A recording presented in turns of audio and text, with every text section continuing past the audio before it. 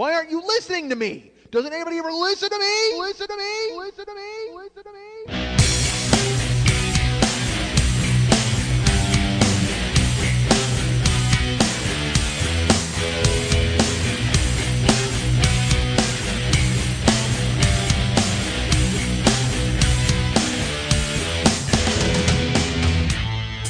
Blame yourselves for this fucking word salad that I just spit all over the goddamn plate.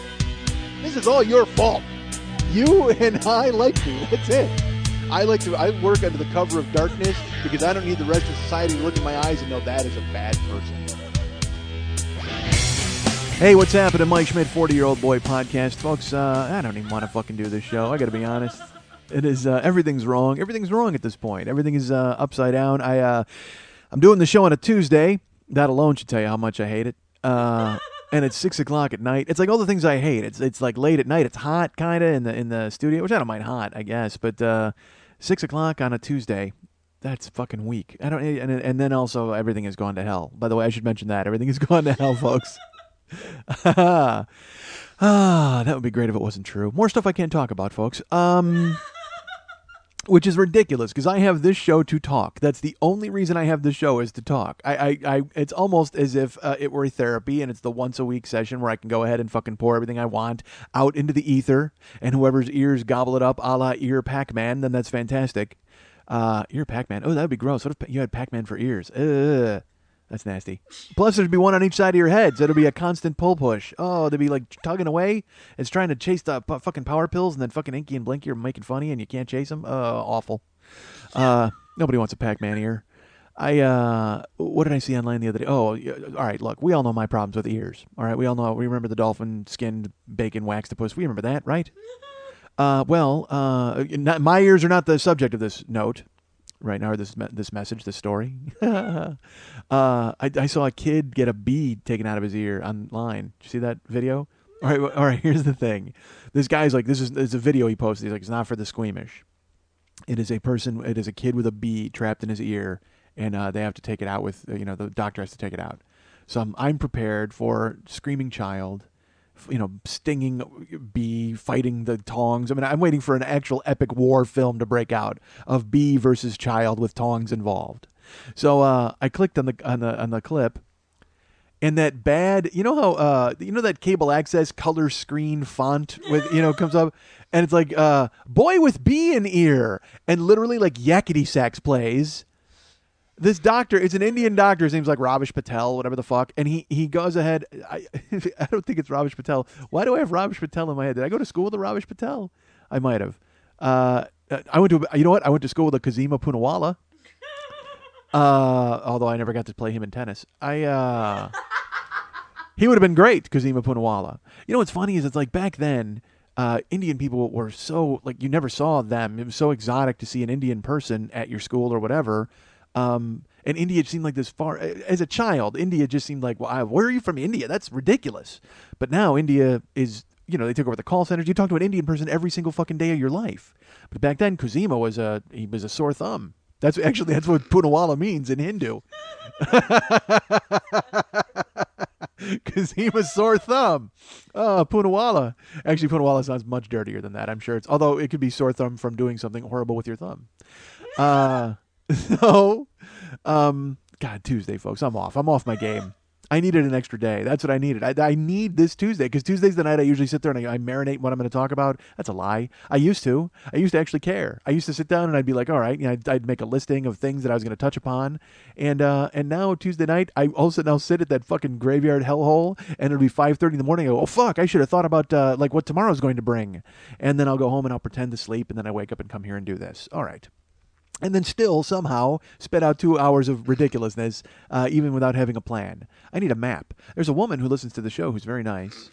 And she wrote a blog entry about writing and about writing stories, and she included me in her story. I don't want to say her name because, again, she didn't say, because she wrote me and sent me her blog entry and says, look, I don't know if you'd be interested in this. So then I read it, and I said to her, hey, that's really cool, because she was very nice, said some very complimentary things about me. And then but with some questions within the body of her blog, like she didn't know what my process was, and she wasn't sure if it was real and things like that. So then I wrote her and I basically told her what my process is. And then at the end of it, I went, it dawns on me, you didn't ask fucking at all what my process was. Why the fuck? Because now I might have pulled the curtain back and she's going to be totally pissed off. You know what I mean? She preferred to think that I was just this, babbling savant who was able to spit out things at fucking random. And it's like, I guess I sort of am. I never, because she was, what she was questioning was if I write out the stories before I say them. And I told her, I go, no, so I typed, I wrote, let's put it this way, I wrote more in my response email to her than I do in preparation for any fucking show. I wrote her a fucking detailed note about what I do and how it works and all this stuff. And at the end, I said, you know what? You never even asked. Why the fuck am I giving you all this information? And she never wrote me back. So I will assume that she was not interested in reading or hearing any of that stuff, but I was happy to dump it right there in her fucking lap. What was I saying before I went into that? Bee in the ear. But before that, I was talking about... No, after that. Bee in the ear. Yeah, but I was talking about Kazima. Guy you went to school with. Yeah, I was going somewhere with Kazima, though. I swear to God I was. Damn it, Indian people, process. Who fucking cares? All right, so... Tuesday, you hate Tuesday. I do hate Tuesday. I do hate a Tuesday record, folks. We know that.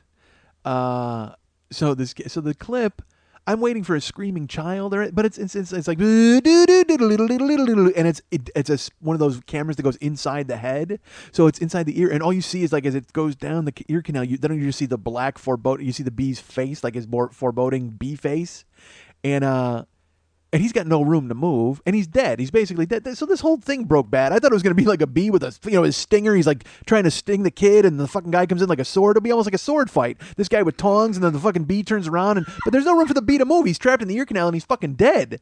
So, but this guy, so basically what it was this guy had to retrieve detritus from the inside of this kid's ear, detritus that just happened to be alive at one point. So he goes in and he starts scraping, and he grabs the bee head and he pulls it out, and then that's all that comes out was the bee head. And what's even gross is it's like, wax is in there. So it looks like, he's trapped in peanut butter, and it's this tiny round, just disgusting. Ears are disgusting. I want to chop them off. I wish I had a Pac-Man ear. I'd rather have ghost guts in my ear than fucking earwax. Jesus Christ, it's awful. But yeah, so he goes back in, and then he pulls out the bee body, like he pulls out the segment. But this is what's even grosser. Again, this whole festive music is playing. It's like da da da, and then he actually puts in, once he grabs the bee head, he puts in the words "got it" with like an exclamation point. I'm like, aren't you a doctor? Shouldn't you have a modicum of some sort of composure when you're fishing an insect out of a kid's head instead of putting it on the internet with fucking Comic Sans attached to it? Really? But sure enough, there's this crazy music, and then but that's the worst part. He takes the bee head out, and then the bee body out, and then he digs the tongs and he sticks them all the way in. And I'm like, he had to hit the. I mean, look, I know how much Q-tip you can put in before it hurts. All right, my ears are fucked. So he puts these tongs like all the way into the kid's head and kind of like does a little spinaroo, like I don't know if he's just cleaning bee off the sides. I don't know what the fuck he was thinking. Or if he was trying to he was trying to shake it up to see if another bee flew out. I don't know. But it's horrible. Like, he puts the tongs, he plunges them all the way into the kid's head, and I'm like, I didn't think that was safe, but I'm not a doctor. Although I've got the stupid YouTube videos to prove I'm a doctor. That's right. I'm still on YouTube. Those are still out there. I got to take those down. Although I'm sure they've been mirrored to many sites because they live forever, because that's what the internet does, folks. It makes you live forever. What am I going to do, folks? I don't know. I'm at a crossroads. What am I going to do? I can't. All right, I can't get into this. You know what I'm going to do? I'm going to drive off a fucking bridge. That's what I'm going to do.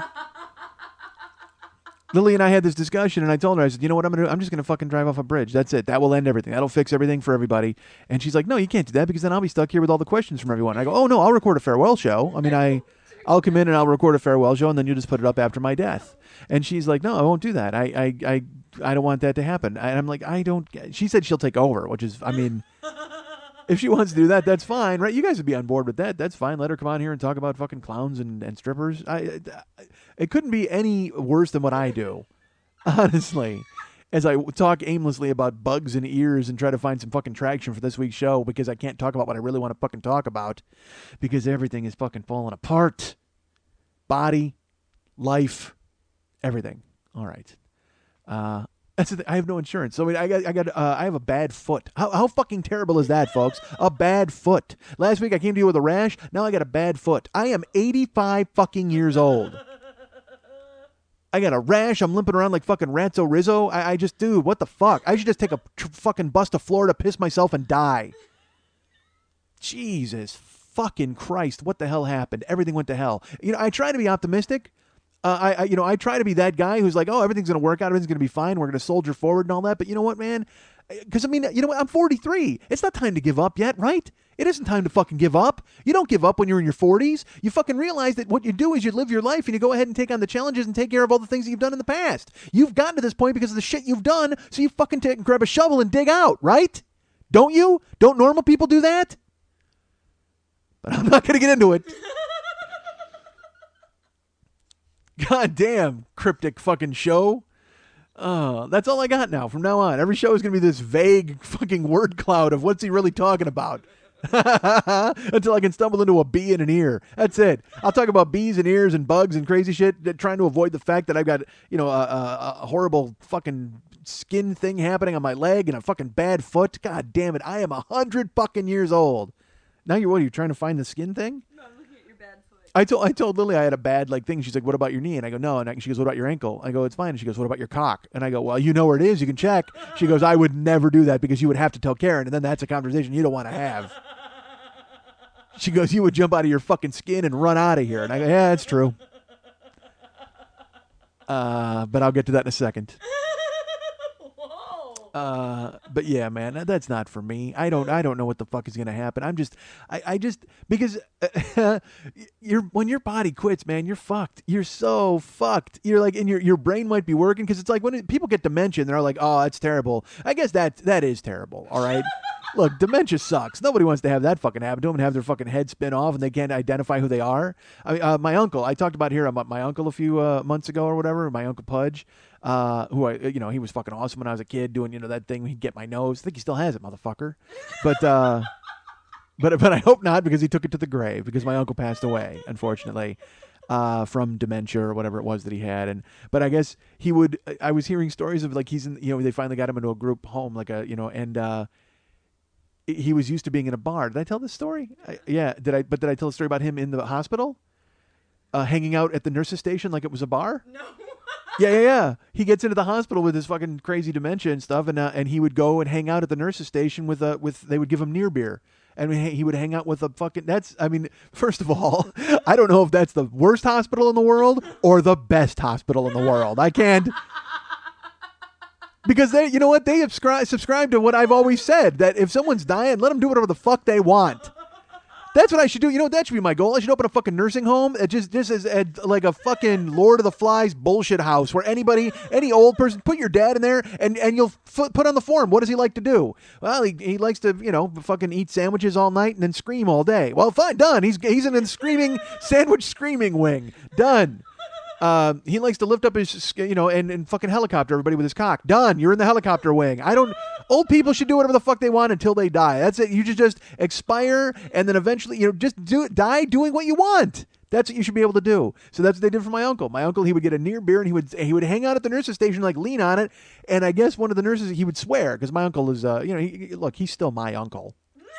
So I'm my uncle's nephew, certainly, because he would swear like a motherfucker. He would just swear all the time. And finally, the nurses said to him, hey, you got to watch that kind of language around this bar. You're going to have to take your drink on the road. And so he did. He stopped swearing just to hang out at the nurse's station and have a conversation and drink his near beer. And then he passed away quietly in his room. And again, my mom, I got this from my mom. Look, I love my mom. But I don't know. Like, it's her brother. And this is really, your mom's your mom, and you look at her as your mom, because I don't have a dad. But your mom is your mom, and my mom was my mom and my dad. That's a lot of circuitous fucking talking. But you don't ever look at your parents as a person. And when you do that, you fall. It's just so awkward afterwards. You know what I mean? Because my mom, but it's fascinating. I want to know about things like that. Like when my mom would tell me about stuff from her childhood, which was rarely, but occasionally she would bust out a story. And because she grew up during the Depression. Well, no, she didn't. She was born in the 40s. But I mean, her parents grew up during the Depression. But my mom lived in fucking hardscrabble Irish Chicago, and there were rats in her house. You know what I mean? Like all that kind of shit. And she would get picked on. I didn't realize this until my Uncle Pudge died. She told me my mom was sad on the phone, and she said he was my favorite brother because my mom has three siblings, two of whom are twins, a brother and a sister that are twins, and then my Uncle Pudge, who is just a standalone brother. Standalone brother? I don't know what that means. He didn't have a twin. Uh, so my mom was telling me that he was her favorite brother because he would stop the twins from picking on my mom.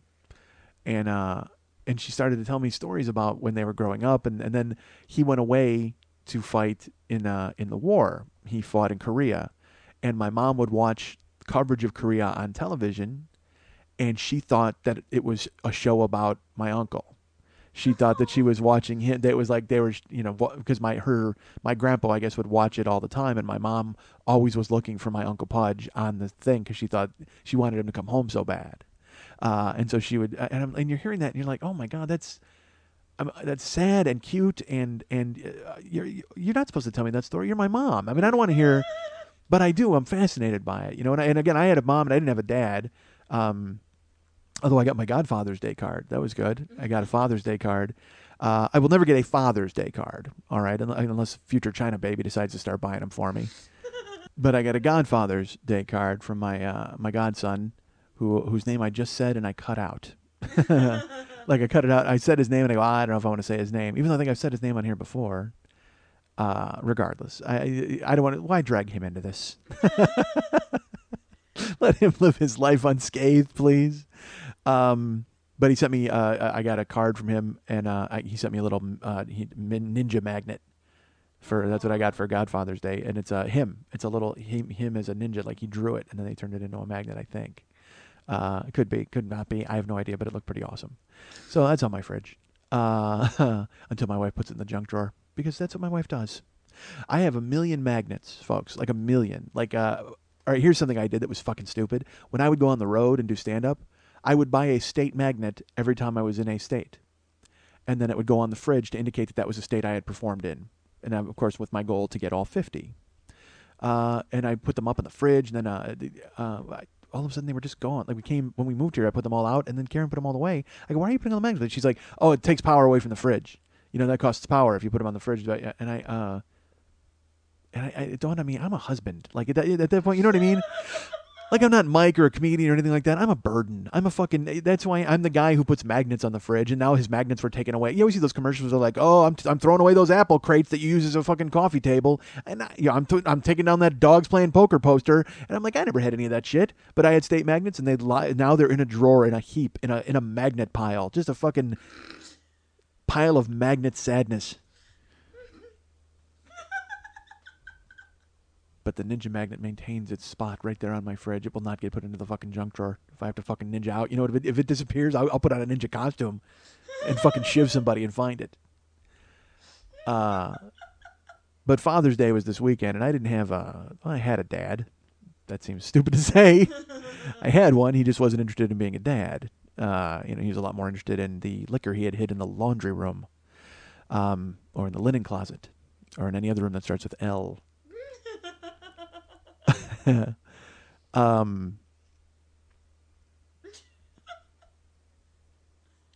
remember Father's Day, the last Father's Day we went with my dad was like, I think 78, maybe 77. I was 9 or 10. Let's put it that way. So what it was for Father's Day weekend, by this time my parents are divorced. And we were living in basements and trying to find. Have I talked about that? About where we lived and we had to live in a car for a while, and after we were evicted by my grandparents. All right, long story. It is funny too. By all means, crack up at that. So my mom was she always tried to be nice to my dad, even though my dad was a fucking crazy drunk, and he in court had won us. You know how that works, where you got to go in and you know. If you fill the clown's mouth and the balloon pops, you get your kids for a weekend. I don't know how they fucking work it, but guy's a drunk he actually beat my mom up in front of me. I mean, like I saw him punch her in the face. I saw him try to break her arm. We had to run and get help. But the judge said he got us for one weekend a month. So all right. So, but at the time I didn't care. He was my dad. That's all I knew. I mean, even all the horrible shit that had happened, he was my dad. And so we looked forward to seeing him. So we wound up going on Father's Day weekend with him, and my mom said, and my mom I think was just happy to fucking have time to herself. This has got to be 78. Yeah, yeah. Uh, so he comes and picks us up in the station wagon that was our family car until the divorce, and then he got it. How did my dad get everything in the divorce? I like when I think about it now, because that's how fucked up it was for women back in the 70s. You know what I mean? You couldn't prove anything. Now women say something and everybody kind of jumps to it and takes care of them, and rightfully so. But back then, my mom had a divorce again. Like I said, we were evicted by our grandparents. My dad was a fucking drunk. He came home with his broken ribs, and he beat up my mom, and he got the car in the divorce. How the fuck did that happen? How did he get the station wagon? Because my mom got the kids. That's the fucking craziest thing. My mom got the kids, but not the station wagon? How did they expect her to get her around? Crazy. So he comes to pick us up in that fucking like red station wagon with the wood panel and fucking beat the shit because he's drunk, smashing into shit. But he comes to pick us up, and I remember him. My mom was nice to him, but she packed us with bags, and she's like, "All right." And he was going to take us for on Saturday. We were going to go to an amusement park, and then we were going to Kittyland, if I remember correctly. All right, that was a place. There was in Chicago there's Santa's Village, and then there's Kittyland. Well, on Saturday we were going to go to Old Chicago, so this has got to be 78.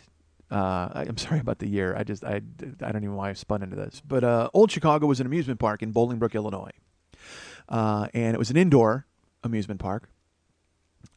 So it had, it was like all the fun of a roller coaster with all the smell of feet.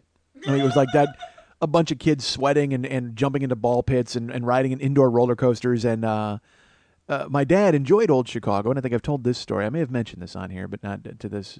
It's appropriate. It's Father's Day. He there was a beer garden in Old Chicago. So what my dad would do was we would go to Old Chicago, and he'd done it a couple of times previous, and he would turn us loose into the amusement park. He would buy our tickets, and we would go in there and just get to go wherever we wanted, do it. He would give us money to play games, go buy food, whatever the fuck we wanted. All five boys. My brother Scott is, at this time he's only 5 or 6, and in retrospect, this wasn't fair to Lenny either, because all right, once my dad left, my older brother Lenny, he was my dad essentially. He had to be the man of the house at 12. So when that weekend came with my dad, it was even worse of a burden, because during the week my mom would work, so Lenny had to watch us then. So then you would think that when my dad came, it was like Lenny would get the time off from being a dad. Nope. No, because my dad would take us to the amusement park. He would buy the tickets and tell Lenny, hey, keep an eye on everybody. And then my dad would go up to the fucking beer garden and get plowed. So this particular Saturday, that's exactly what happened. He let us in. We're going around. We're eating churros, and we're riding on fucking amusement parks. We lost Glenn. I remember losing Glenn. We were trying to find Glenn, and Glenn had sat for a caricature, like to get drawn, but he didn't have any money. Like he just thought the guy was just drawing people for free. So he sat down and he got drawn, and then we had to go over there, and then the guy was like mad that Glenn wasn't going to pay, so Lenny actually had to pay him out of the money that my dad gave us. But again, Lenny this is 70. Lenny's 13 at the time.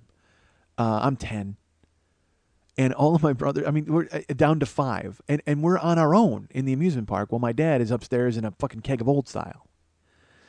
So even though it's an amusement park and even though it's fun, it's still indoors. So there's really not a lot of places to walk and a lot of things to do. So eventually we get bored out of our fucking mind, and we go to try to find my dad.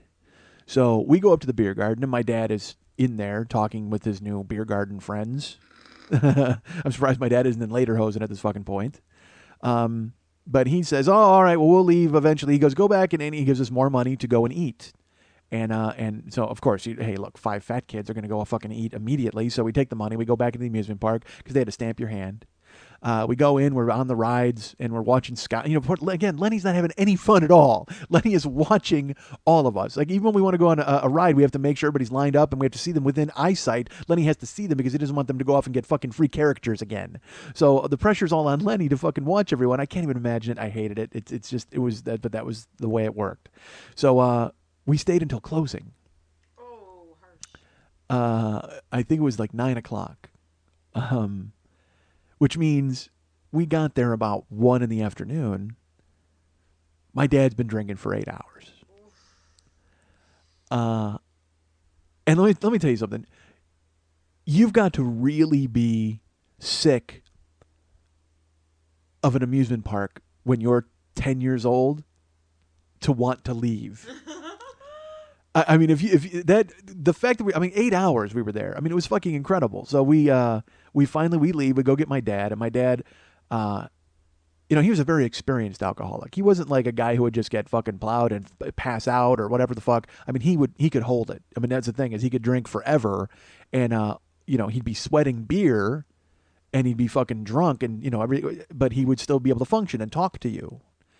So we go up, they close the amusement park like they're shutting the rides down. So the 5 of us have to walk up to the beer garden and, 5 boys walk in looking for him. He's like, oh, hey. And he's like, do you guys want something to eat? And he tries to give us some money. And we're like, Dad, no, they're closed. We're closing. We got to go. He's like, oh, okay. And what it was like I said, we were going to go to Old Chicago on Saturday, and then we're going to Kittyland on Sunday. I never understood the logic of that because Kittyland, we lived in Romeoville, which was close to Bolingbrook. And Kittyland was like 30 miles away. So what we should have done on Saturday, we should have gone to Kittyland and then had fun there and then come home Sunday and gone to Bolingbrook and Old Chicago because it was on the way home, and then he would have had he would have been able to take us home that much faster. But I guess he really wanted to start getting drunk on Saturday.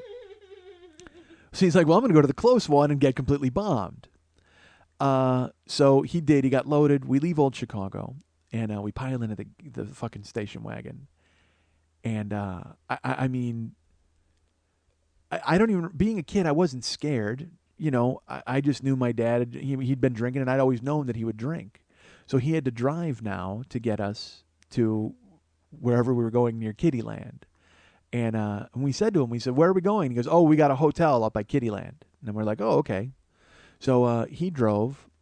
And I wish I had a better story about it being a ride from hell where we were swerving all over and everything was death.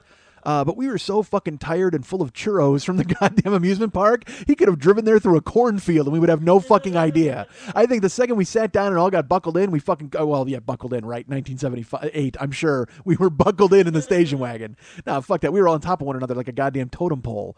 And he just drove and we slept. I mean, he might have hit 4 passengers and a raccoon. I got no fucking idea. All I know is I wake up and we're at the hotel. The only indication I do have of there being a problem, however, is when we get out at the hotel, my dad has parked angle-wise across like 2.5 spots. So we get out and he goes to the front and he gives us a key, and we're all in one room and he's in another room. So my dad goes to bed, and then we go into the room and we turn the TV on because he doesn't tuck us in or anything. We don't have anything going on. And then we hear my dad leave. He leaves the hotel. But he didn't take the car. And I looked out the window and I saw him meet a woman in the parking lot. And then they walked across the street to a bar. Which has to make my dad the Olympic gold medal champion of drinkers. Because he drank for 8 fucking hours. He gets to the hotel. He drove 40 miles to go to this hotel. He puts his kids into a room, gives them a room key, and then leaves to go drink some more with some chick. And I remember we're in the room, and everybody's fucking gassed out of sleep. The kids, Glenn, Andy, and Scott, the little guys, are completely fucking gone. And Lenny also is like kind of nodding off, and I'm like, what are we going to do? And he's like, what? I go, Dad just left. He goes, don't worry about it. He'll be right back. Because Lenny knew, all right? He knew my dad was a fuck up, but he was doing what he could to try to keep us together. He was the only dad there. So sure enough, I tried to watch TV. I stayed up, and I was going to wait up for my dad because I had this weird thing where even if he was still my dad, like I was too young to hate him. Does that make any sense? If I would have been old enough, if I would have been like 15 when he divorced my mom and he was a drunk, then I could have fucking hated him. But when I was a kid, he was still my dad. No matter what he did, no matter what the fuck happened, he was still my dad. So I was case in point, I told the story about my birthday, which That's not a funny story. It's a sad story. Why are you laughing? Do you remember the story? You don't even remember, do you? I You don't. believe I do. When I put the phone down. Did I tell that story? Oh no. Oh, okay. All right, maybe I'll tell that story. All right. All right, this will tell you all you need to know about my dad. All right. I always idolized my dad. I didn't care. He was drunk. He beat my mom up. He did those things, but they were isolated incidents that I could rule out because he was still my father. And I so desperately wanted to have a dad that I was just like, well, yeah, he's my dad. That's what happens. I mean, even though I saw him getting handsy with 17-year-old babysitters in my house and having them sit on his lap, and I saw him doing, like I said, trying to break my mom's arm, and we had to run and get help. I saw all of these things happen, and yet throughout it all, he was my father. And he would call drunk after we moved, after we wound up moving. This incident is after. You know what? Fuck, I can't do this because it doesn't make any sense to tell this now. It cuts into that story. I should finish that story and then button it with this other one. Kathy, you wanted to see my process? Here it is. If I sat down and planned this shit out, don't you think it would have been a lot smoother than this? You wouldn't have to hear me making these fucking decisions on the air. Holy fuck! All right, I'll get to that. I'll. It makes sense progressively to do this later. All right, I'll get to that in a second. But the main point I'm trying to drive is that my dad was my dad and always was my dad, no matter what. Even after the divorce, he would call us and he would call drunk to the house to talk to the kids. And inevitably, everybody would be like, "Oh Christ!" And they would, they didn't want to talk to him. So I'd say, "I'll talk to him," and he would give me the phone, and I would listen to my dad for an hour. He would talk to me, drunk, and I don't know what he was talking about. He talking about his work. Like literally, he would talk to me like I was someone at the bar, and I didn't care because it was my dad's voice on the phone, and I was happy that he was there, and I was his son at that point. I couldn't. I was too young to identify that he had no fucking idea who he was talking to. It didn't matter to me, man. I just had him on the phone, and that was great. So I waited up. Like I wanted to see him come back from the bar. I wanted to see what he was going to do, and I sat by the window, looking out the window, waiting. And because it was a motel, it was one of those, it wasn't like we were in a fucking nice hotel. My dad jammed us into a motel, whatever was close to a bar. I'm sure that's what he did. My dad may have even invented the internet just to find a hotel close to a bar. My dad invented Google he put in hotel/bar, and then that was it. My dad invented the entire thing just to get loaded. So I was sat by the window, and I actually fell asleep on the windowsill, like in a chair. Everybody else was in bed. We were like laying there waiting, and we were supposed to go to Kittyland early in the morning. My dad was going to wake us up. We were going to go to breakfast, and then we were going to go to Kittyland. It was going to be so fun. So I woke up, and everybody else was kind of waking up. Scott was awake, and he had the TV on already. He's watching TV. He's 5, and Lenny wakes up, and he's like, "Well, have you heard from Dad yet?" No, and I think it was 10 in the morning. And housekeeping came and knocked on the door and freaked us out. They were like, housekeeping. We're like, no, we didn't want to let anybody in because we didn't know what the fuck was going on. Because we had lived in hotels before with my mom, but she had handled all that. So we kind of knew who it was, but we were like, no, you can't come in because we were waiting for my dad. So we finally waited until 11 o'clock. And my dad's car's still outside, still parked in the 3 slots all the way across. And we walk out of the motel and we walk over to my dad's room. And we go to knock. We knock on the door and he doesn't answer. And we knock. He doesn't answer. And we open the door and it opens. My dad's hotel room is not locked. We open the door and my dad is passed out on the bed in his clothes, face down. And his wallet's like thrown on the floor. You know what I mean? Like the bedding is destroyed. I don't, as an older me now looks back, he might have had some company. And maybe that company had decided they wanted to investigate my dad's wallet once he passed out from being drunk. I have no idea. But 10-year-old me only knows that dad's asleep. So with 2 empty Early Times bottles on the floor. near his wallet. Big fifths, like is that a fifth? The one that's shaped like a flask? Yeah, that was my dad's drink. That's the one I would find in the toilet tank, or I would find in the linen closet under the towels. So we wake my dad up. We're like, Dad, we got to go to Kittyland. We're not, my dad, he's fucking out of his mind, bombed. He's going to get up. I take the coldest of cold showers. So we shake him and we're like, Dad, wake up. Dad, wake up. My dad won't wake up. So Lenny is like, I think Dad's sick. And because he's trying to basically calm us down because he won't wake up. So we're, you don't think your dad's dead, but you immediately wonder if something's wrong with him because he won't wake up. And Lenny's like, no, Dad is sick. But I think Lenny knew that my dad was drunk, passed out. And so housekeeping comes by and they poke their head in on my dad. And they're like, housekeeping? And we're like, no, I'm sorry. Unless you're going to sweep up my father, I don't think there's any reason for you to come in here right now. I mean, you can see that we're in here. And so we walk over to the other room, and they're making up the room. They're making up our old room. And so we go to get our stuff, and we're going to go in my dad's room. And the maid says, are you checking out? And we go, we don't know. We're waiting for our dad. And she goes, oh, check out at 11 o'clock. And we said, okay. She goes, so you have to go. Shoo. And she wouldn't let us in the room. So we had to go in and get all of our stuff. All of our clothes and our toys and our shoes and whatever the fuck, and get dressed really fast and leave. She wouldn't let us into the room anymore because she had made it up and they were going to rent it because it was checkout time.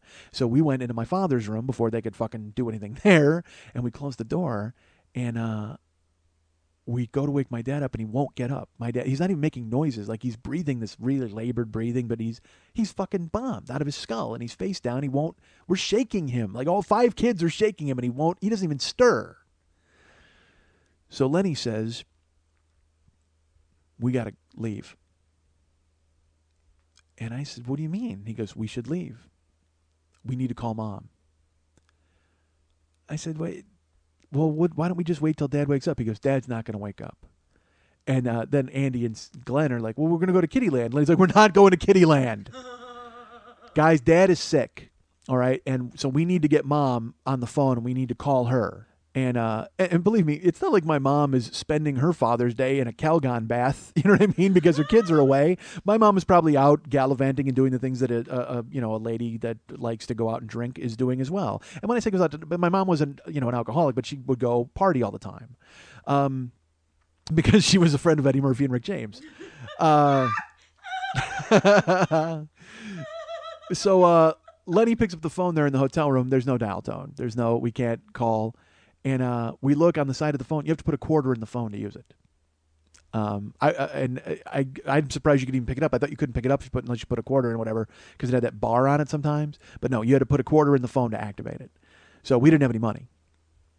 So Lenny goes, check and see if Dad has money. So we looked in his wallet. There was no money in there. And then we start going through my dad's pockets. He's wearing his clothes. He's got his pants on, but we reach in, and he's got some change. So we pull all the change out, no quarters. My dad's got like dimes and nickels, but he's got no fucking quarters. So Lenny's like, well, we need to leave. Let's just leave. And I go, well, we should tell Dad that we're leaving. He goes, look, he's sick. He's not going to fucking hear us. He doesn't say fuck. All right, we're kids. I said, but we need to tell him that we're leaving. Like he'll tell him where to meet us. He can come get us. And Lenny goes, dude, Dad's drunk. All right. Because he'll talk to me. He won't talk to the guys. He's like, Dad's drunk. He's not going to help us. All right. We need to go and call Mom, and she's got to pick us up. Because Lenny was old enough to hate my father. So we walk outside, and we close the door behind us, lock it. And 5 boys just walked out into the city. Oh my God. And we just started walking. We didn't know where we were going. We didn't know what we were doing. But we had the change from my dad. So we're walking, and we came upon a diner that was down the block, like one of those, with a counter and all that. So we all walk into this diner, and we all 5 of us sit at the counter. And a guy walks up, and he's like, hey, can I help you? And Lenny said, can I get water? And he goes, yeah. And he gave Lenny a glass of water. He goes, no, for all of us. So the guy made a face. He's like, yeah. And he gave us each a glass of water. And I just picture us sitting from the back. It's like literally like big, small, smaller, smaller, smallest, sitting on the 5 counters. And they want to seat people, I'm sure, for Sunday breakfast. It's Father's Day. They got people coming in and out. And Lenny takes all the change and he slides it on the table. And the guy goes, "No, you're okay. You don't need to pay for water." He goes, "Well, no, can you give me quarters for this? Because I have to use a payphone."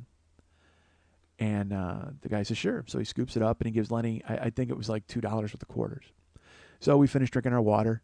And Glenn is reading a menu and he wants to order breakfast. And Lenny's like, "We can't order breakfast." You know what? He's like Charles Grodin in Midnight Run. As we're sitting there, Glenn's looking, he's like, "Oh, treats on eggs? How much is treats on eggs?" Because Glenn's 8. He just wants to fucking eat. He has no idea. And we all do, quite frankly, because we're starving and we haven't, we ate churros yesterday. My dad didn't exactly buy us a nutritious fucking dinner. He gave us money to spend at an amusement park and we spent it on goddamn amusement park food and we stopped eating that at 8. So now it's, noon the next day. We still haven't eaten. So we finish our water and Lenny's like, "We got to go." And Glenn's like, "Well, no, let's get breakfast." And he's like, "We don't have any money for breakfast. We got to go." He goes, "Well, just tell him that Dad will pay for it. He's next door." "No, Dad's not going to pay for it. Dad's sick." So Lenny gathers us all. We go walking. We just walk the streets looking for a payphone. 5 kids in Melrose Park. Literally, the youngest is 5, the oldest is 12, or whatever the fuck Lenny was, and we just walked. I remember it, and again, there's nothing even interesting about it. It just the feeling of being a child in the city with nothing. You know what I mean? Because we had done this before with my mom. I told you we had stayed in and out of hotels, we had stayed in cars, we'd stayed in people's basements. So I kind of had that vagabond feeling anyway. But we had just recently put down roots in Romeoville, so we were living in a place that was a house, and we were going to school.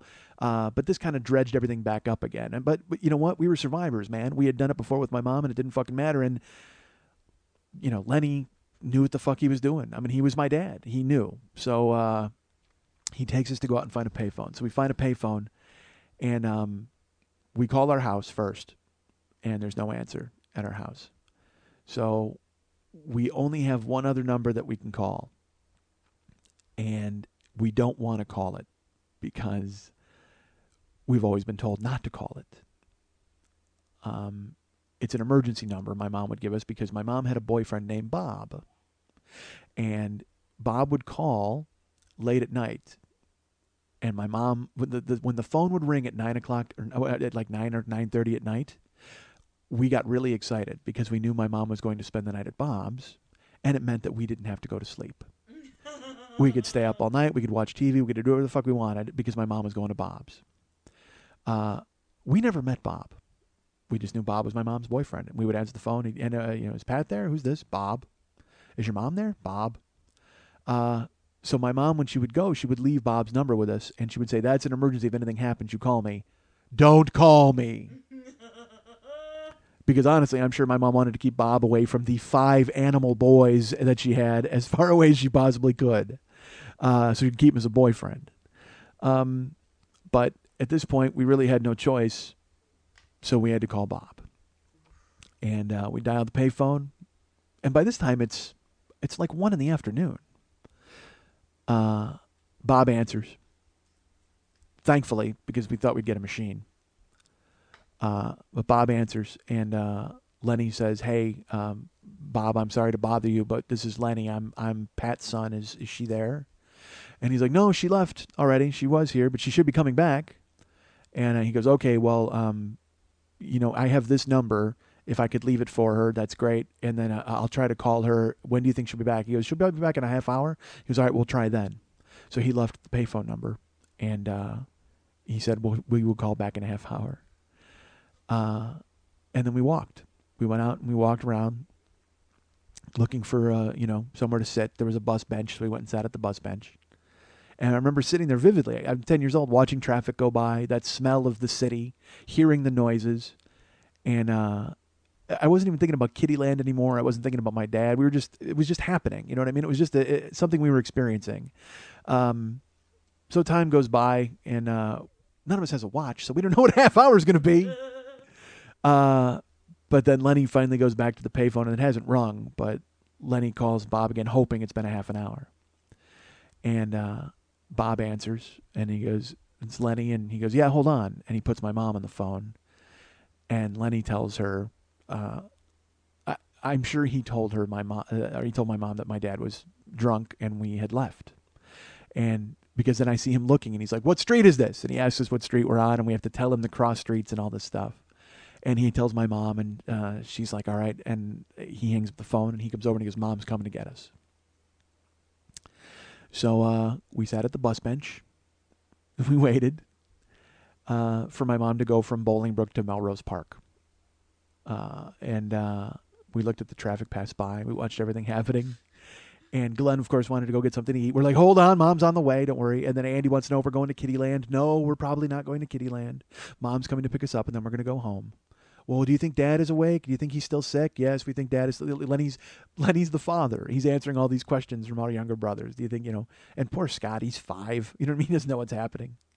But then again, good for him being 5 and not knowing what's happening, because he didn't even know that he missed Kittyland. He had no fucking idea. He probably had no concept of it. He's just like, for him, this is an amusement park. He's like, "Oh, we're on the payphone ride. We were at the diner ride and had the water ride, and now we're up at the bus stop ride." When you're 5, everything's a fucking adventure. That's great. So time goes by. I have no idea how much time. And eventually I see my mom pull up in the shitbox car that my uncle gave her, because for some reason the courts deemed it possible for my dad to get the family car. And my mom's like, "Are you okay? Are you okay?" And she pulls into the parking lot behind us. It was just like a bank or a donut shop. I don't know what the fuck it was. The payphone was on the corner, and behind us there was a business. And my mom pulls in. She's like, "Are you okay? Oh my God, are you okay?" "Yeah, we're fine. We're okay." And we get in the car, and she goes, "Where were you staying?" And she goes, "Well, we were staying in a hotel, down the street. We don't know where." And my mom starts to drive, and we must have walked like 2 miles away from this hotel. And my mom, I go, when Lenny's like, "Are we going home?" She's like, "No, I'm going to go talk to your father." So, look, I don't understand that. Just go home at this point. You've saved us.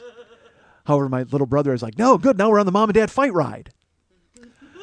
So my mom drives back to the hotel, and unbelievably, she pulls up, and my dad is in the parking lot. He's down there by his car, and he's dressed, and he's with a woman who I can only assume was the woman from the previous night. And it's so funny. I will never forget the way this woman looked. I will never forget. She looked like? She looked like Wendy O. Williams from the Plasmatics in the face. Wow. Like literally in the face. She had that hatchet face look, and she had skunk hair. She had it was white and black, like white on top with black around it. And she just was and she looked like a skeleton. She was a fucking floozy. And my mom pulls up, screeches the car to a fucking halt, and she just starts screaming at my dad. And what the fuck is wrong with you? You let these fucking kids walk around the fucking city without you? You get fucking drunk? I can't trust you to take these kids for 2 fucking days? The fucking court gives you 2 days and you can't stay sober for 2 fucking days to be with your own kids? And he's yelling, fuck you. And he's yelling at my mom. They're fighting, and that fucking crone is just standing there off to the side. And they're going at it. My mom's just like, "You know what? You'll never see these fucking kids again. You will never see these fucking kids again." And I'm in the backseat of the car. We got our windows rolled down. We're hearing everything. And I'm like, "Hey, don't I get a vote in this? I mean, I want to see my dad again. You can't say that I can't see him again." But I'm staying out of it because my mom and dad are yelling, and the crone is not involved, thankfully, because my mom would have fucking beat the shit out of her probably. And I remember this so vividly. My mom goes to pull away, and the crone is in front of the car, and my mom's like, "Move, get out of the fucking way, asshole!" And she honks, and my mom's going slow, and my dad goes, he goes, "Hey," he goes, "watch where you're going, pig." He called my mom a pig, and it was like, and they were saying fuck and you asshole and fuck you, and that didn't faze me because that was just language. But when he said that, it was just like so vivid, and I can still see him say it and hear it in his voice. "Watch where you're going, pig," because now he's defending like that chick and against my mom, and we're in the car, and my mom's honking the horn, and my dad is, because my mom's pulling away, my dad is right by the back window where I am, and I looked out at him. And he was so mad, but then he looked at me, and he smiled at me. It was the stupidest thing in the world. Like, I don't know why. I don't know if he, almost like in that moment, he realized that he was putting on a very bad show for his kids. And he looked at me, and he smiled just like a small smile.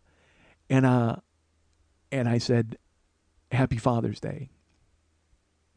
And And he looked at me, and I remember his face was like so weird, like, oh yeah, it is Father's Day. And it like brought him into the moment, I think, out of everything. And then the crone moved, and my mom floored it, and we got the fuck out of there. Uh, and but that's how the relationship was with my dad. You know what I mean? It didn't matter to me what was happening. He had just called my mom a pig, and I still drop Happy Father's Day on him because I don't know if I'm trying to fix the situation or save it or whatever. He was still my father no matter what happened. So I was the guy who always gave my dad slack. I was the guy who always, no matter what, he would call the house, and I would let him talk to me. I didn't care.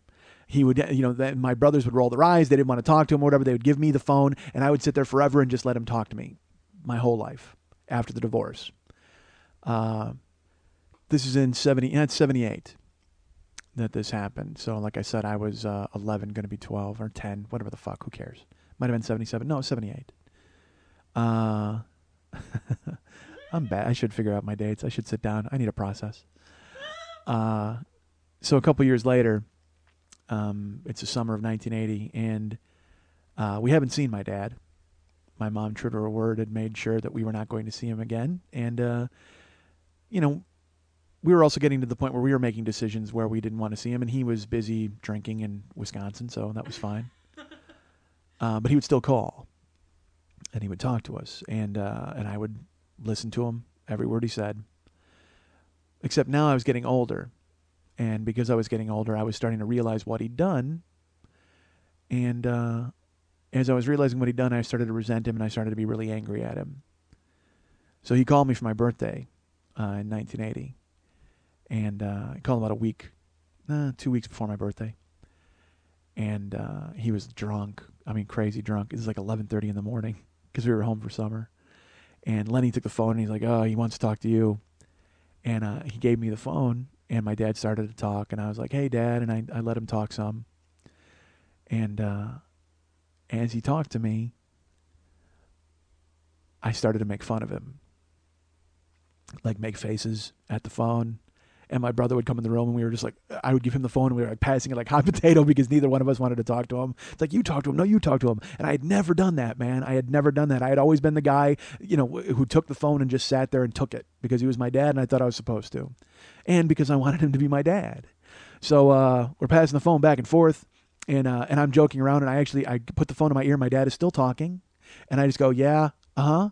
And I lay the phone down on the countertop, and I leave.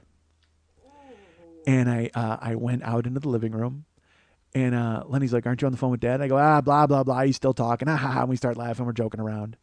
And I go back in the room like 2 minutes later, and pick up the phone. He's still talking. He has no idea that I'm not even there. Because, again, he's just drunk, and he's just talking.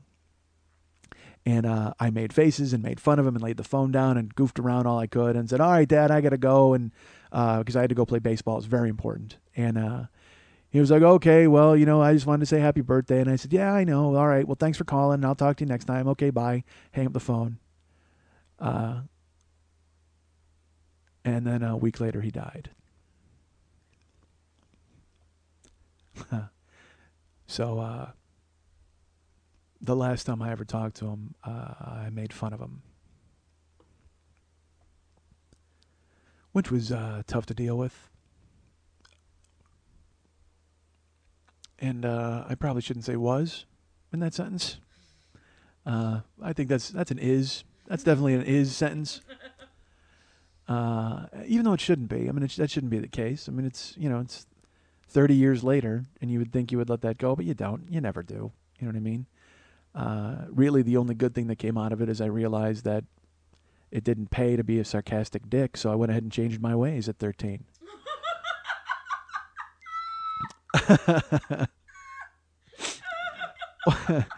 Once I saw that my sarcasm had the power to kill, I decided to rein it in and end my reign of terror. And walk the straight and narrow and always say what I mean. That's awful. So you see what I mean when I said that part of the story did not belong in there, because the natural ending should have been when we drove away, and unfortunately I looked in his face and said Happy Father's Day, because that should have been, but I felt like I had alluded to it and I had to tell you that part anyway.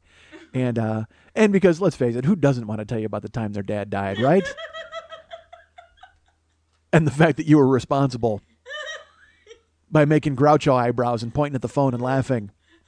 You killed your father through AT&T. That's a story you want to share at all times. Hey, I'm a bastard, and it's my fault. Ha ha! I killed my dad. Good to see you. That's a story you want to share with everybody. And so, yeah, that'll explain why I can't see a movie with a dad telling it. Any Lifesavers commercial makes me fucking fall apart half the time.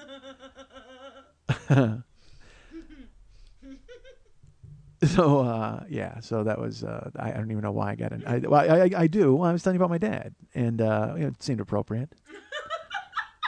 Why not peel back the onion and show you just what a terrible fucking person I am?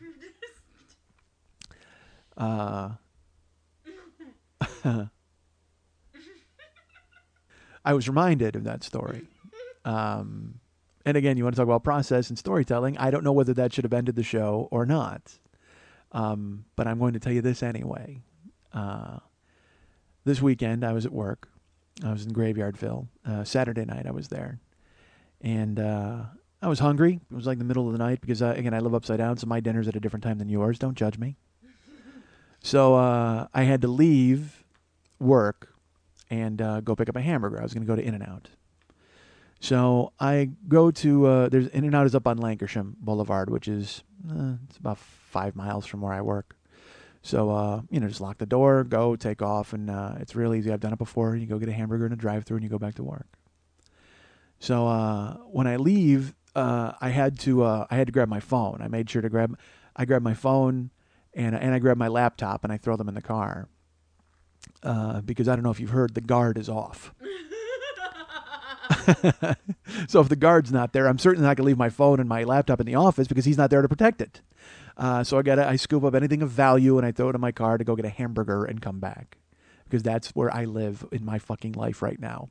I have to grab my valuables to go get a hamburger and go back to my job. Death.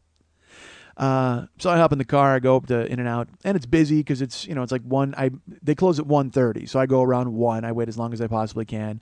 And there's 5 cars in each drive-through. And In-N-Out is a never-ending puzzle, by the way. In-N-Out Burger, if you've never been there, it's fucking awesome, first of all. And it's really good. And they make the burgers fresh. And it's like a puzzle where you just tell them anything you want, and they'll make the hamburger. Like these weird... They got an animal style, they got a mustard fry, they got a secret menu, all these bullshit things. So lately when I've been going, I keep changing my order because I'm trying to find a perfect burger because I'm fat. And so I'm like, all right, well, I keep... And here's what drives me fucking crazy, though, about In-N-Out, okay? Shut the fuck up. If I pull up to the speaker or whatever and you go, hey, what do you want? I'll tell you what I want. I'm going to start telling you. It reminds me, there's a sketch on the Tenacious D album where fucking Jack Black is talking to a speaker and the guy keeps talking to him and finally he goes, shut up and listen to my order. And I want to say that every time I go to In-N-Out because you'll say, hey, I want a double-double, and you'll breathe in. I'll actually breathe in, and they come on and they go, do you want onions? And I go, yes, I'm about to tell you what I want. Here's what I want. And you start to tell them, because here's a double-double comes with lettuce, tomato, Thousand Island dressing, and that's it. That's what comes on a double-double.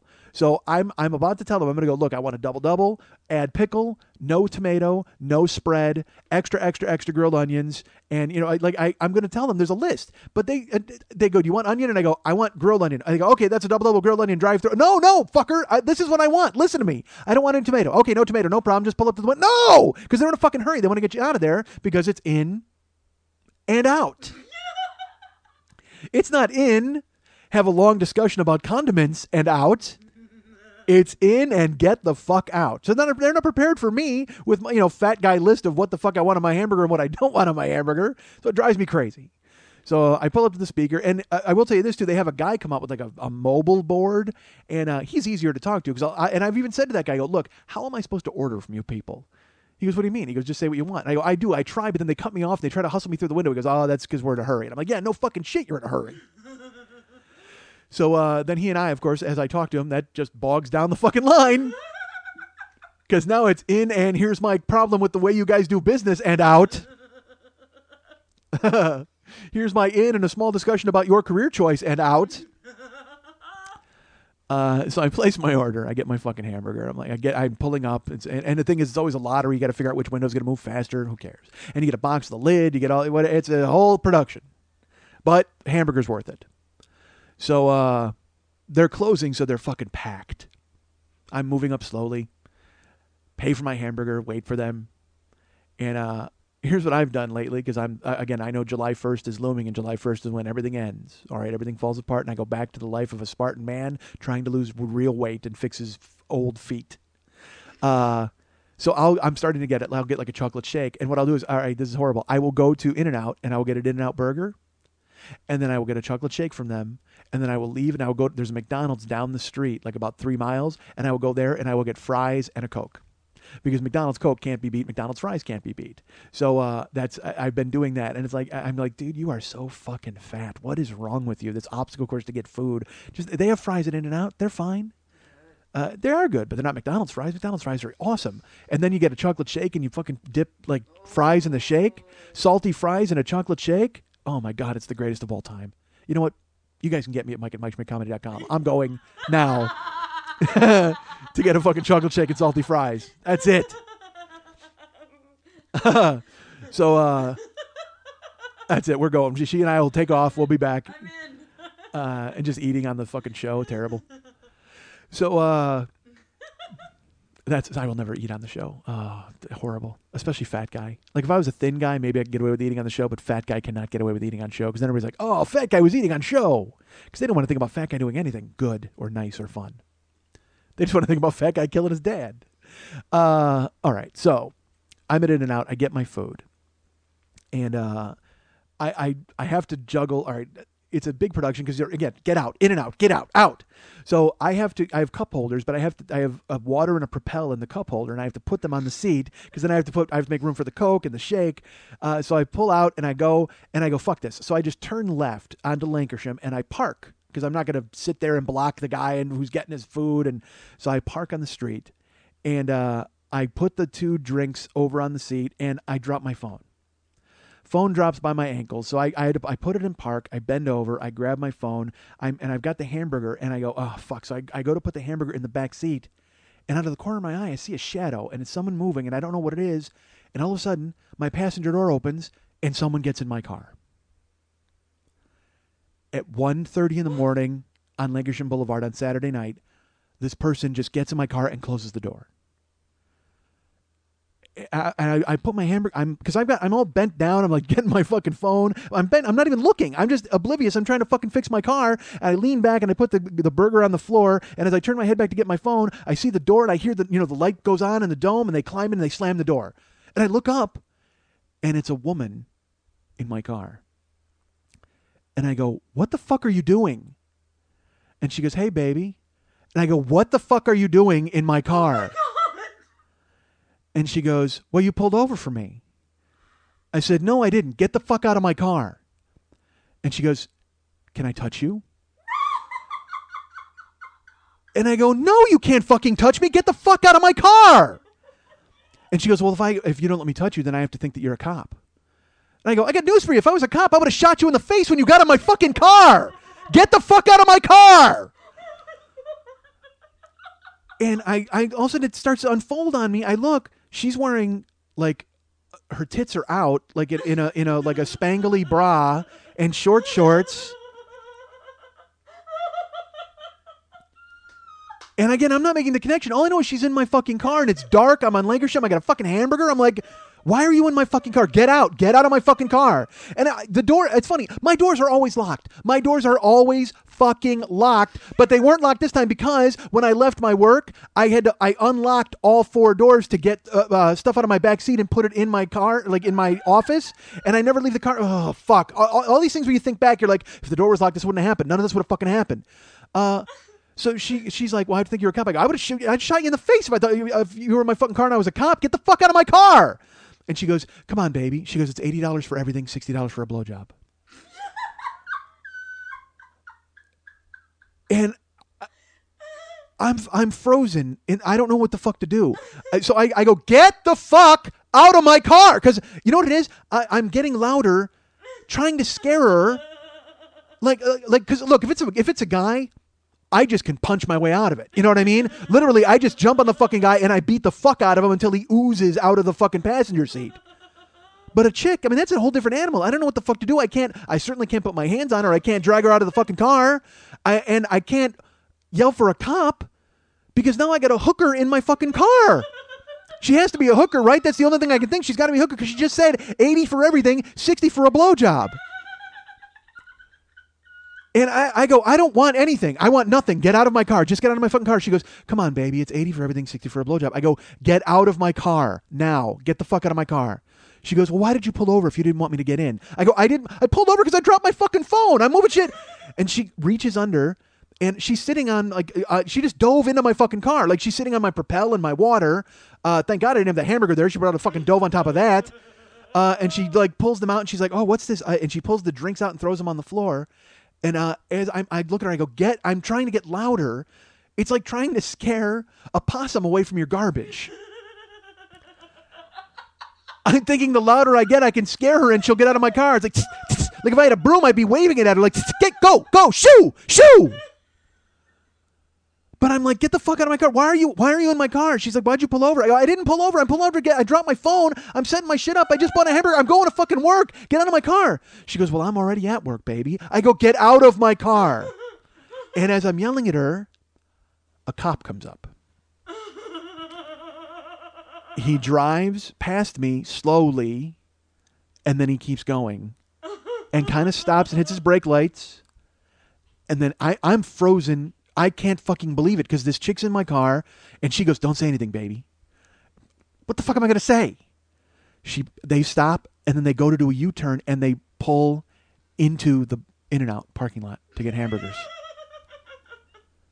So they go to eat, and she's in the car, and I'm sitting there. And I go, I realize the situation. There's a hooker in my car. I can't hit her. I can't drag her out. I can't get out and fucking tell her because I'm not going to leave her in my fucking car. And she won't get out of my car. And if I wave down a cop, all she's got to do is say rape. She can say, and she holds all the fucking cards at this moment. All this flashes through my fucking head because there's a girl in a half shirt I'm in shorts and a winter coat. I look like a fucking molester from The Jump anyway. I look horrible. So I don't know what the fuck to do. And she goes, don't say anything, baby, when the cops go to the thing.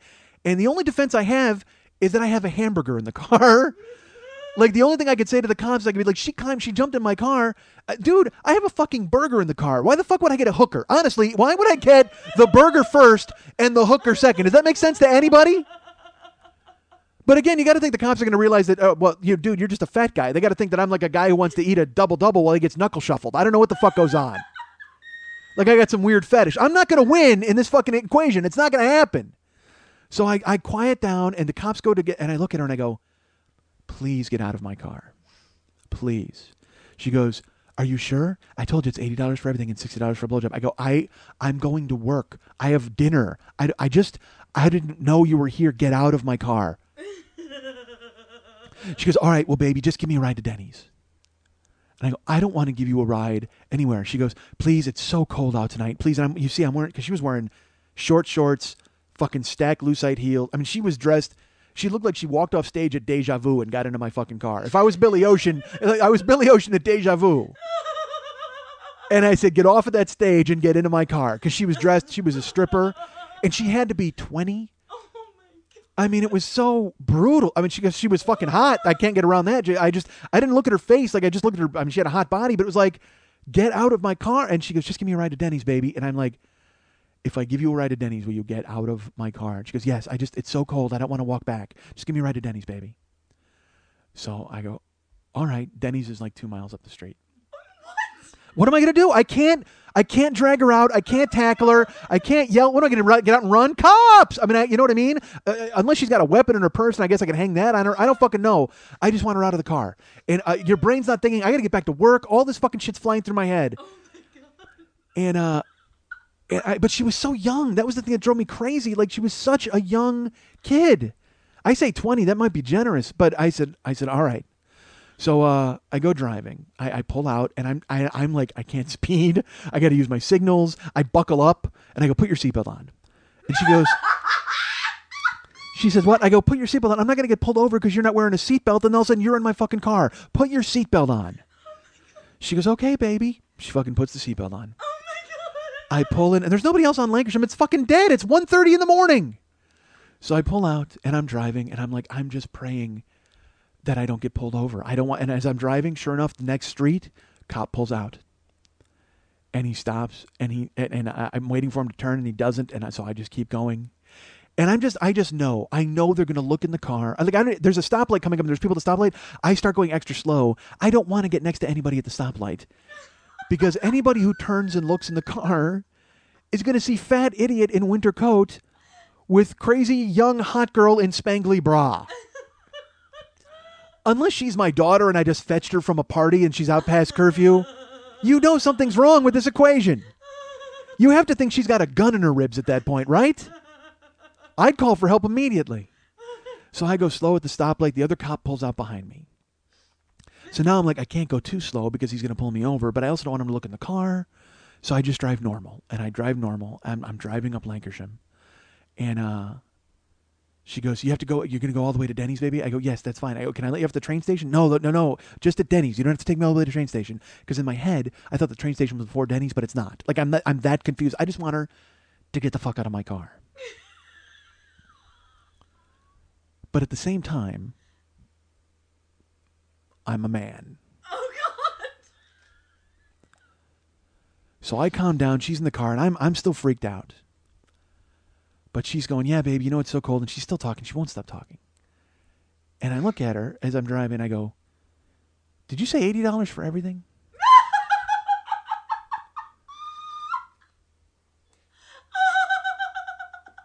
And she goes, yeah, why? Do you want everything? And I go, no, I don't want anything. But what is everything? Oh my God. And I'm driving because I want to know. I got to know at that point. And she goes, everything. She goes, 80 for everything, 60 for a blowjob. And I said, does 80 include ass? Because those of you that know, I've dealt with, like, there have been hookers at my building, and I walked that one to the car that one time. I remember, and I said, are you working? Because I'm stupid. Because I want to know what the going rates. I want to know what the fuck is happening. But now I've got a live one in my car. How do I can't pass up the chance. As freaked out and weird as I am, because again, if you know anything about me, you know that when I get nervous, I fucking talk. All I do is talk, and she won't stop talking, and all I'm doing is I'm going to hear a hooker talking to my fucking car. I'm like, shut the fuck up. You're going to get in my car. I'm going to ask her a question. You know what? I'm going to make it a point to ask her a goddamn question. So I go, everything, does 80 include ass?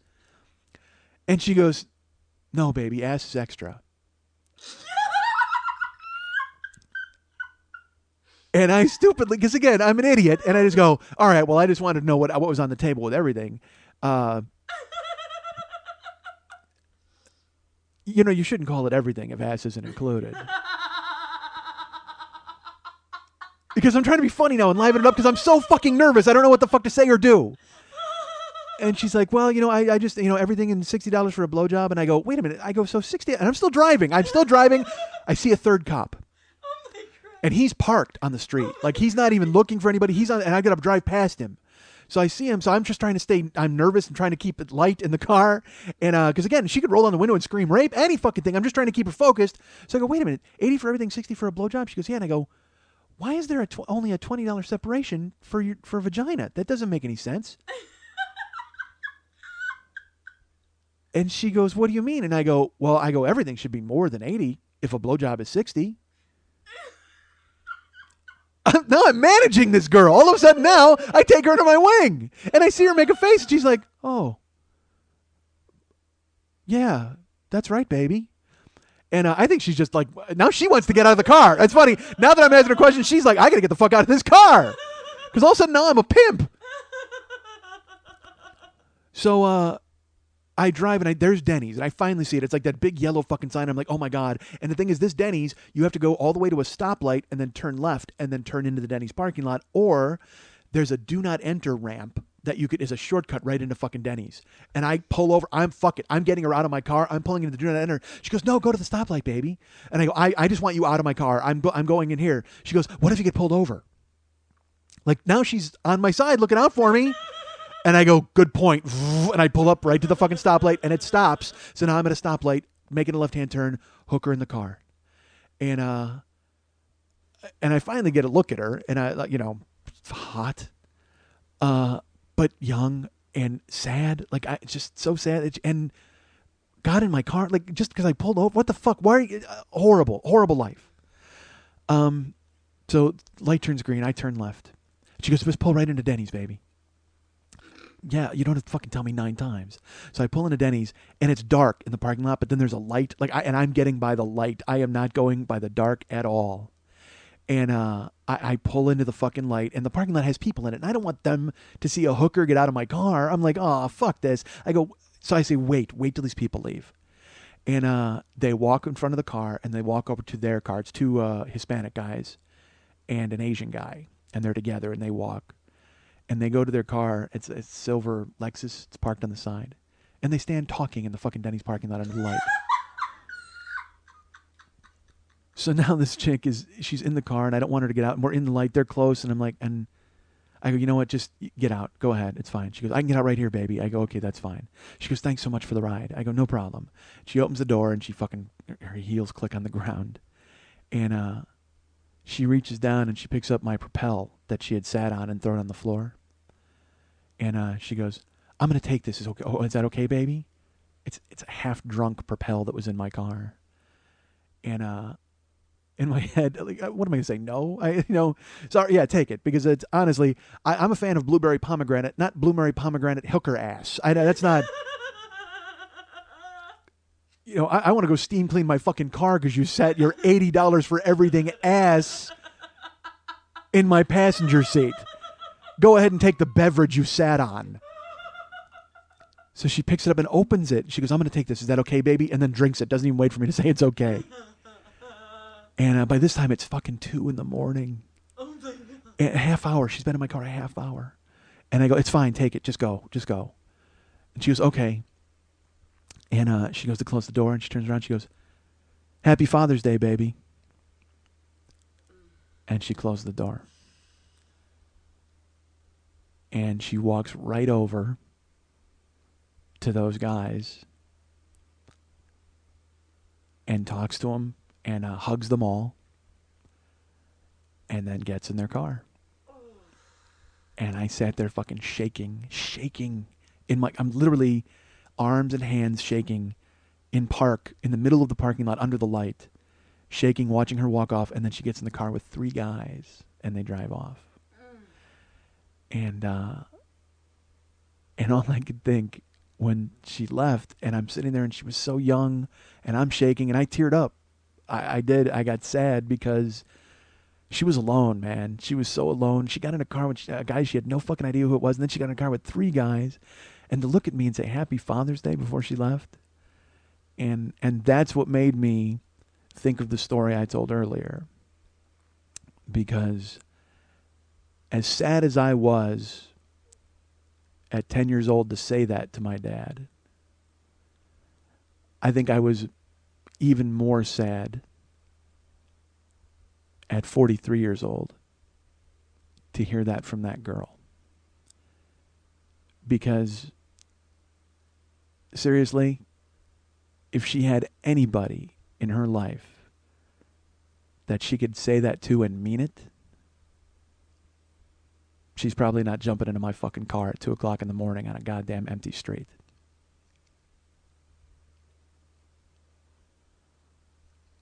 You guys can get me at mikeandmikeschmidtcomedy.com. You guys can be my friend at facebook.com/the40year-old-boy. You can follow me at twitter.com/the40year-old-boy.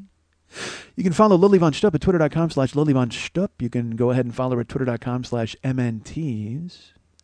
And if you want to write her a personal note and find out where I thought which story should go and how many questions I had about the structure of this show, that's my process, Kathy. You can write Lily a personal note at lily@burlesque411.com. That's Lily, Lili, at burlesque411.com. Zazzle.com/40-year-old boy. Please buy all his stuff. Want to remind you folks about the Monday Night Teas every Monday night at Santa Monica and Vine, the Three Clubs. That's the name of that venue. This past week was Boylesque Meat Fest. Yes. Crazy dudes. And there was one little hunky dude who looked like the cook from The Sopranos. But then he stripped naked and hung a hat on his penis. I'm glad I wasn't there. But it looked like it was an effective act. He got a standing ovation twice. From himself. Well, that too. Indeed. Well, good. That's good news. He should have. I mean, because from the pictures I saw, it looked like it was working out pretty cool. Good. Who was that guy? What's his name? Russell Bruner. He's from Portland. Russell Bruner from Portland, ladies and gentlemen. That's, and we all know Portland. I love Portland. I had a good time there. Lily Von Stupp runs that show. She runs this show. She runs a lot of shows. She's got a show coming up this week, as a matter of fact, at the Santa Monica and Vine 3 Clubs. What's coming up? It's a standard variety show, but I'm very excited. We have some girls that haven't performed with us for a while. And I have Frenchie Kiss from Chicago. Okay. And Cleo Viper from Italy. All the way from Italy? Oh, yes. Good Lord. That's amazing. Yes. I think she's a fetish model as well. Well, if she's not, she's going to be Monday. Jeez. Because you know what my fetish is? Women named after snakes from Italy. Done. You are in, Cleo Viper. You fit my fetish to a fucking T. Oh, my Christ. So come on out to the 3 Clubs on Santa Monica and Vine this week for the standard variety show. Lily, are you dancing? I am not. Are you picking up? No. Are you hosting? No. You will just be there running the show. I will be. Business Lily in attendance, folks. That's right. Walk up and smack her on the ass. Tell her it's from me.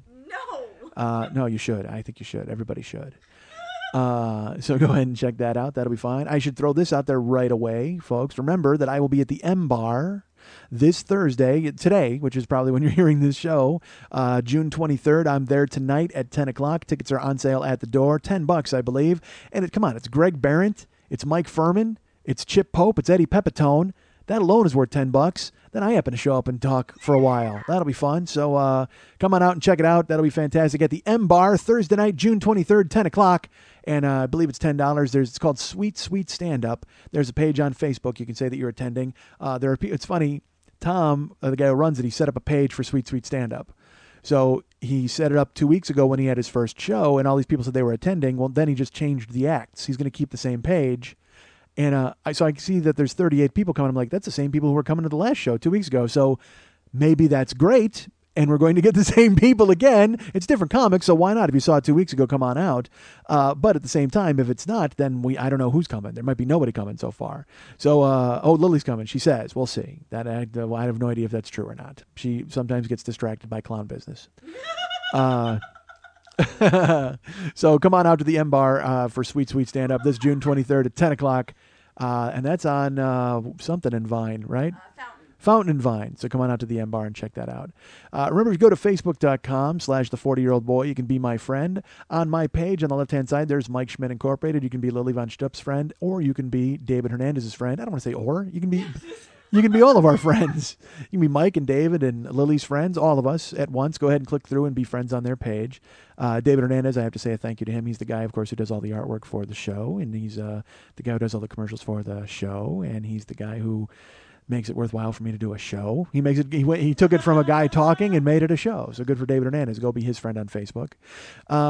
Remember that I am, there's all sorts of pages on Facebook to bring Mike Schmidt to your town, bring Mike Schmidt to Atlanta, to Kansas City, to Denver, bring Mike Schmidt to Chicago, bring Mike Schmidt to New York, Minneapolis, Indianapolis. There was progress in Minneapolis this week, but not good progress. A theater actually passed on the show. There was a woman I had been trying to get a hold of, and people from the page had been trying to get a hold of her, and finally I did get through to her. All I got was her email or voicemail, and I left her my what I do, my phone number, and my email. And that night I got an email, and it said, "Hey Mike, thanks for your interest. Checked out what you do, and I don't think it's a right match for us for what we do at our theater, but thank you." And I don't know where she would have found what I do. I mean, I guess she listened to the podcast and went, nope. And she wouldn't be the first. And she will not be the last. But unfortunately, they said no. So Minneapolis, we're still looking. I've talked to more than a few places. There was a place that had a room in October. I didn't want to wait that long, so they're on deck as a possibility. There was a St. Paul place, but the numbers were high. Whatever. And Indianapolis, I've been in contact with people there again October because the whole town shuts down for the Fringe. So I'm still trying to get through that. So don't worry, I'm still looking. I just talked to a woman in Denver yesterday. Although I got to be honest, folks, I have to hold off. Like I'm having you hold off on pages. I think I'm going to hold off on booking shows. I mean, Indianapolis and Minneapolis showed some interest, and that's fine. But right now, the Denver page only has 20 people on it. I mean, it's cool that I found a theater that might fit and everything. But if only 20 people are on the page, then that's not a lot of interest. And I'm not yelling at you. You know what I mean? It's just that you people that are interested they're great. But I have people on the Seattle page who are interested. I book a theater and. Hey, folks, I'm coming to Seattle on July 8th, and I'm coming to Philadelphia on July 29th. Right now, if you go to Brown Paper Tickets, tickets are on sale for both shows, Philadelphia and Seattle. But Philadelphia, we'll get to you in a few minutes because you're 6 weeks away. Seattle, you're a little over 2 weeks away, and you've decided not to buy any tickets, which is a little rough for me. I got to be honest. I've sold some, but it's Austin all over again. I'll be honest with you. It's Austin, and maybe everybody will come in at the wire and go ahead and buy tickets. That'd be great, but it would be so much better if you bought them now so I didn't fret for the next 2 weeks about how much money I'm going to lose coming to Seattle. Not that you care. Again, it's for me to come out and entertain you, and you shouldn't know anything about the financials of it, and that's fine. I don't want to expose that to you. But I'm not tactful in trying to get you to buy tickets because all I've said so far is tickets are on sale, and everybody smirked and kept walking. So now I have to kind of put on the lunch sign, whatever the fuck that's called. What's that sign? The sandwich board, and start clanging a bell and getting you motherfuckers to buy some Seattle tickets. That would be great if you could. Because as I told you, this woman gave me the nose in the air when I booked the theater, and I said, no, it'll be okay. And then she was like, oh, okay. And no, she was right. So unfortunately, that's going to leave me in a lurch, which is fine. But I would prefer not to be in a lurch. So if you're going to the Seattle show, buy tickets. And Philadelphia, it's a cautionary tale for you, my friends, because I will tell you this right now. I've sold just as many tickets for Philadelphia as I have for Seattle. So that's why I'm worried about Seattle, because I got 6 weeks to pump up Philadelphia. Seattle, that's 2 weeks, friends. So it would be great if you could get on board with doing that. But there are all sorts of pages, like I said, to bring me to your town. And if you want me to come to your town, again, everybody's very active. London wants me to come. But again, London, it's great. There's 30 people on the page. But I would have to charge $500 a head to come to fucking London to make it make sense. Unless I was able to hire myself out as a merc and get a fucking hit contract that I could take out in London and kill somebody, then I can go ahead and make some money. Because look, we already know I've already killed one person. I'm not above killing anybody else, especially if it moves some tickets to the show. So go to facebook.com/the40year-old-boy and become my friend there. Again, follow me at twitter.com/the40year-old-boy. You can go to MikeSchmidtComedy.com, and if you go to the Joe Business page, there's links on that page to click you through to go to the tweakedaudio.com/40 website. I don't think I mentioned tweakedaudio.com/40 earlier today, but tweakedaudio.com/40, they sponsor every one of my shows, even the shows where I talk about killing someone. Even the show that this one turned out to be. So if you go to Tweaked Audio, and by the way, first of all, I thank Bruce and everybody over there for their understanding and continued patience with me. And I thank all of you who continue to buy earbuds from tweakedaudio.com/40. Every week, people are buying them and then writing me notes telling me how much they enjoy them. So thank you so much for doing that. I really appreciate it. So if you're at the Joe Business page, there's a link to tweakedaudio.com/40. There's a link to my Zazzle store with stuff on sale, mugs and mouse pads and things like that. And there's also a link to purchase older years of this show, year 1, year 2, and year 3 of this show. You can buy them individually or buy them together in the Lord of the Schmidt set, which is, of course, the Fellowship of the Schmidt, the Two Schmitties, and Return of the Schmidt. That's all three, and there's a price break if you buy all three together. So why not do that? I think I would if I was you. Actually, I wouldn't, because I've heard them and I did them. I lived them. Why the fuck would I pay for them? Even if I was you folks, I wouldn't pay for them because I'm me and I've heard me and I know what I said. But you folks, oh my God, you don't remember what I said? Go ahead and buy them. Why not? And buy them individually and stuff. And I also should tell you this. I was on, I did a few podcasts. I was the guest on a few podcasts that I've put on my Facebook page, and I twittered about them, but I'll tell you them now. I was on the newest Risk episode, folks. They used my live story from when I did a live show here at the UCB in Los Angeles. And I was very, look, I can't lie. I was super proud when I got the email from Kevin telling me that I was on because, A, I made the cut with a bunch of really great storytellers that they have at all of their events. And it validated what I do. All right? It validated the thing that I do, which is I tell stories and I make people laugh. And to hear, you guys listen to the show and you like me and you hear me make Lily laugh and you're like, well, he makes one person laugh, whatever. But this show, you actually heard me. If you go get the Risk, it's the episode titled Perverse. Download the Risk episode called Perverse, and you will hear me telling a story in front of a live audience, and you will hear me making all of an audience laugh, not just Lily. So I was so happy because, again, it validated what I do, the thing that I do on this show, and I did it in a live venue, and it made me think that it's possible to continue to do it in more live venues. So I was really happy and honored and proud that he included me in there because they don't have to. You can do the Risk show. They can hear it back and go, fuck you, dude, awful. But they thought enough of it to include it in the Risk podcast episode. So go download it. That'd be great. Subscribe to their show. I was also on Caleb Bacon's show, The Gentleman's Club. It's just me and Caleb talking. Caleb is a guy who writes for LAist, and he's a writer here in Hollywood, and he has his own podcast where he talks to comedians or porn stars. Which, fantastic. Good. That's a niche. That's what it made me think. I'm like, well, I'm a comedian. I should start talking to porn stars. It's the best of both worlds on Caleb's show. So I could go ahead and get a porn star in here. Why not? I could trick her into coming here, right? No, I couldn't. I don't want to do that. I go pick her up. She hops in my car. Awful. I did the Gentleman's Club podcast. Go check that out. You can download it on iTunes or go to thegentleman'sclub.com, I think. Oh, no, wait, don't. Actually, do not Google thegentleman'sclub.com. I can't tell you what's going to come up. I have no idea. But Google Caleb Bacon. It'll probably come up there. Or just go to iTunes and search Caleb's name. So thanks to Caleb for having me on. And, folks, I was on the Geo Get It On podcast. Geo is an Adam Carolla superfan who has discovered my show and really enjoys it and has been very nice to me. He fought very hard to get me on the Adam Carolla show. And then he asked if I would do his show, and he's like, can I use some clips from your show? I'd like to interview you. I said, dude, whatever you need. I mean, if it gets me to a different type of listener, I'm happy. I want people to get on board. I want people to listen to the show. That's what we're trying to do. We're trying to grow the thing. And inevitably, everybody goes ahead and goes to the website and donates. By the way, did I mention donations? I'll get to that in a second. But I did Geo's podcast. But here's the thing, man. Geo, look, I know you're listening, and I like you. You're my friend, and we got along great, and the interview was really cool. I liked it because I got to talk a lot. But I downloaded the episode. It's 5 hours long. What? Because he included a bunch of Adam Carolla stuff, which is the normal show, but then he included the interview with me, which is like an hour, and then he took the whole George Arnold story, and he took the whole Instant Energy Inhaler story, and he put them on the show because he wants people to hear me. He wants the people who listen to his show to actually listen to my segments of the show, which is great. But I thought he was only going to use snippets of the show. I don't care that he used whole stories. I care for the listener who downloads a 5-hour podcast and goes, what the fuck? Seriously? I thought my show was long.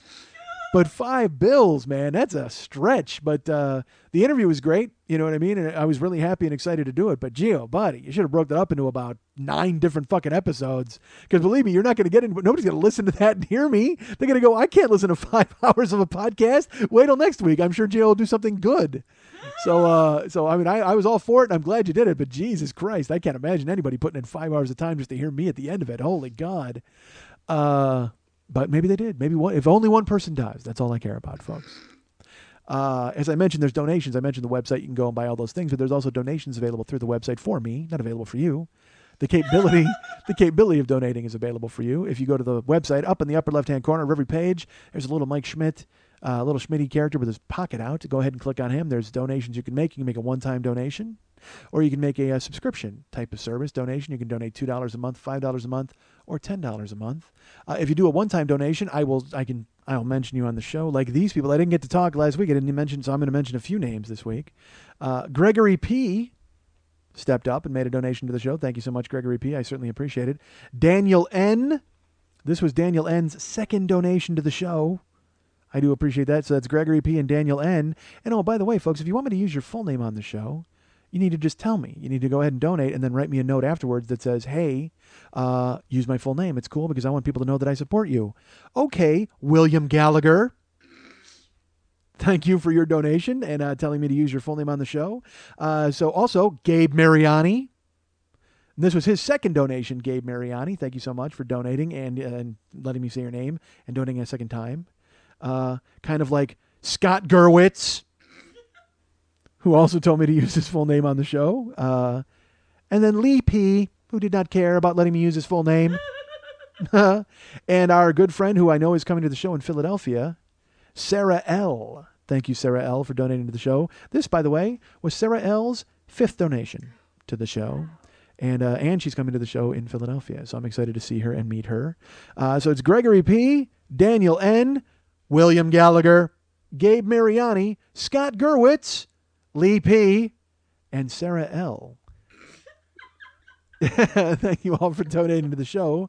I appreciate it. And if you want to do that, go to MikeSchmidtComedy.com and just click on the little guy up in the upper left-hand corner and then send me a note and ask how I just pronounced left, because that was really awful. I think I said upper limp hand corner, which is because I got a bad foot, folks. I'm old with a bad foot, which is why I could not have scrambled away from that woman if I wanted to this weekend. I got a bad wheel, for Christ's sake. I got to go running Lorenzo Rizzo style down. And it's funny. You know what? That actually adds to it. I got a bad foot and a hooker sitting next to me. I should have just pissed myself and driven to Florida Saturday night. And then my ratification would have been complete. Oh my God. The worst is I come home that night, that morning, and Karen gets up, and I go, I got to tell you this fucking story, because I couldn't call her because it was 2:30 in the morning. I go, I got to tell you this. So she sits down. I tell her the story. And she looks at me, and you know how someone tells you a story, and you're like, wow, oh my God, really? She's just blank-faced to the entire fucking story. She doesn't say anything, and it ends, and I look at her, and she just goes, that's bullshit, right? And I go, no, that fucking happened. Why would I tell you a story at 6:30 in the morning about some bullshit? Why would I do that? She goes, that doesn't make any sense. You know what? She goes, that was probably a sting operation. And I said, what? And she goes, that was probably a sting operation. That's why you saw like 3 cops. She goes, she was probably undercover, and she tried to get you to do like stuff, right? I said, well, yeah, she asked me like 4 times. I said, in fact, when she got out of the car, she said, you know, are you going to change your mind? And she goes, yeah, she was probably trying to get you to change your mind because then they could arrest you because you said yes. I went, oh my God, I didn't even, because as she said that, I started to piece it together, and now the whole night starts flying toward me, and all the things that she said to me, and the cops, and seeing them, and them, they all seem to be looking at me, and it was like the end of The Usual Suspects, where it's all starting to come together. And I'm like, holy shit, you got to be fucking joking. I mean, this chick was the Kaiser Soze of hookers. She's in my car. She's in there. She's making an appeal. Her name, you know, she could have been Kobayashi. I have no idea. You know what? That was the Asian guy with the Hispanic guys at the Lexus. That was fucking Kobayashi. And now I got the limp like fucking Soze. See, it all fucking comes together. And my wife, I'm like, oh my God, you know what? That's fucking true. That might be the case. She was the Kaiser Soze of fucking hookers.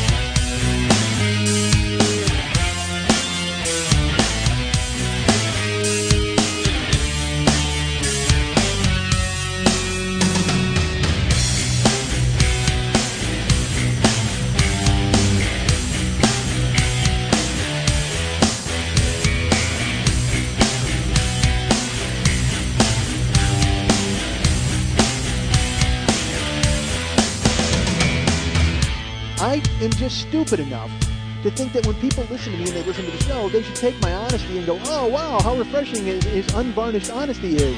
And the fact that he's willing to have a scorched earth policy and have no friends or no fucking future is so refreshing and great. But then they'll say to me, hey, do you need somebody rigged for the stake? I go, yes, I do. Done. They'll take care of it for me. Thanks, Snake Rape. Oh, no one listens to show, bro? Wonder why? Wonder why no one listens to show, bro? I don't want to listen to show, bro. Please.